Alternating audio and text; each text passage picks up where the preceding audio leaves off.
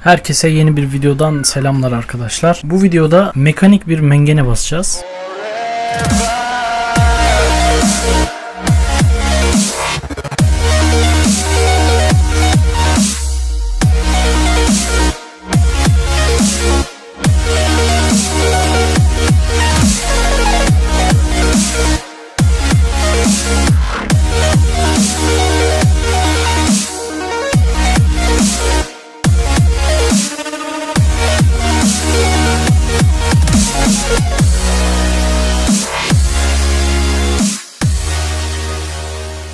Yine dosyayı aşağıda görebilirsiniz açıklamalarda.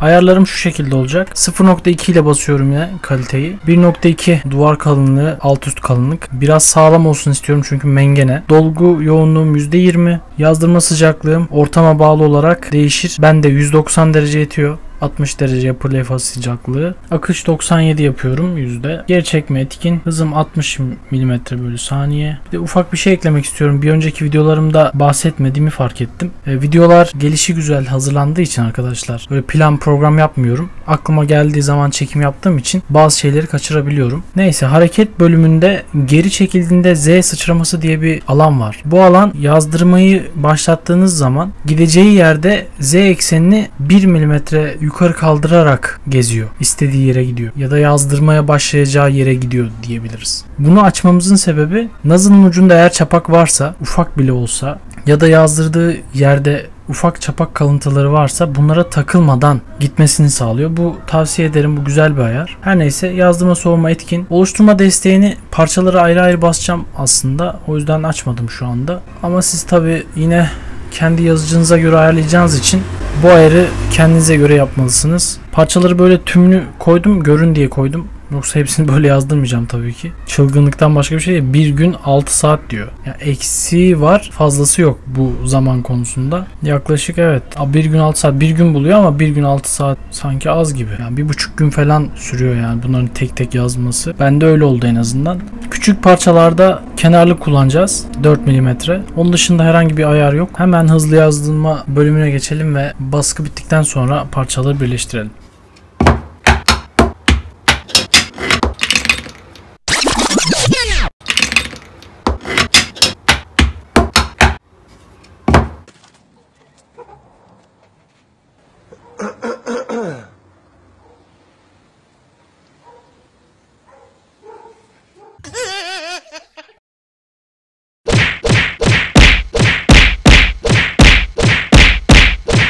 Evet arkadaşlar, parçalarımız hazır. Sunta vidası kullanacağım şöyle. Hadi toparlayalım.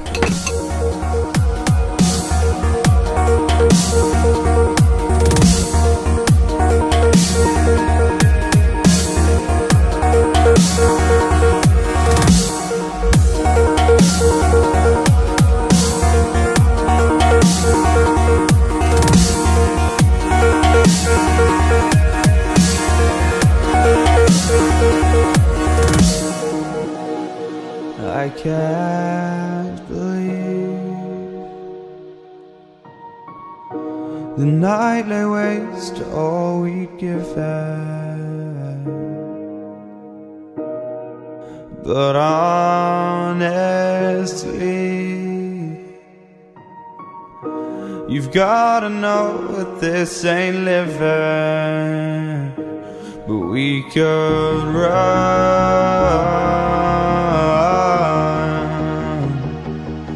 from Elysium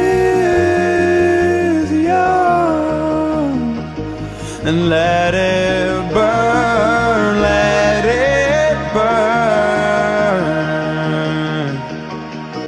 You've gotta know that nothing lasts forever.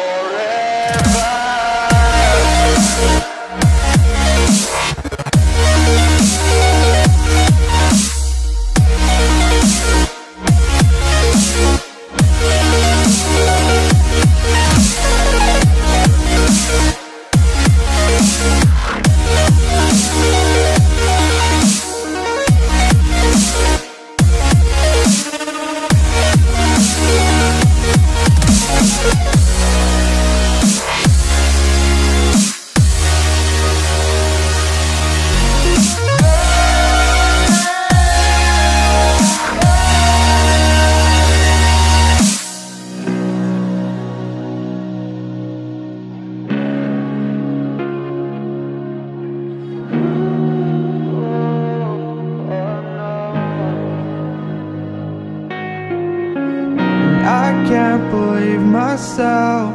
I never thought that this would be our end, but it's nothing new. And my lover's honesty, I can push it back down if I have to, if you want me to. 'Cause we can run,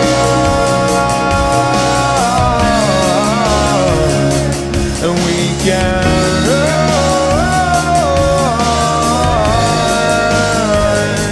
The stars they fall all for you. So tell me now, what's left to lose if we run?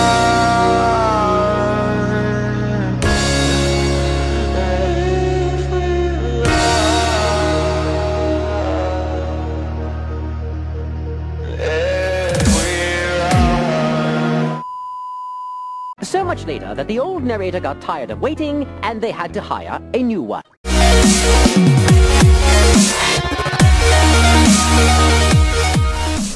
Evet arkadaşlar, güzel bir mengenimiz oldu. Kullanımı biraz değişik, yani ne bileyim, pek tercih edilebilecek gibi değil. Bunu çevireceksin ki böyle sıkışsın. Biraz güç kullanımı ama hoşuma gittiği için bastım. Bir kişi de istemişti. Adını bulursam koyarım onun arkadaşı. Ya da buralardaysa, izliyorsa yorum yapabilir aşağıya. Basmak isteyen arkadaşlar dediğim gibi açıklamalar kısmında bulabilir. Ama kullanımı zor. Mekanik olduğu için birazcık iyi ayar yapmak gerekiyor yazıcıya. Çapaklarını güzel temizlemek gerekiyor. Yoksa biraz zorlar sizi. Ben beğendim, hoşuma gitti. Görsel, yani kullanacağımdan değil ama görsel amaçlı böyle kenarda durabilir. Bir videonun daha sonuna gelmiş olalım. Sonraki videolarda görüşmek üzere. Kendinize iyi bakın. Hoşça kalın.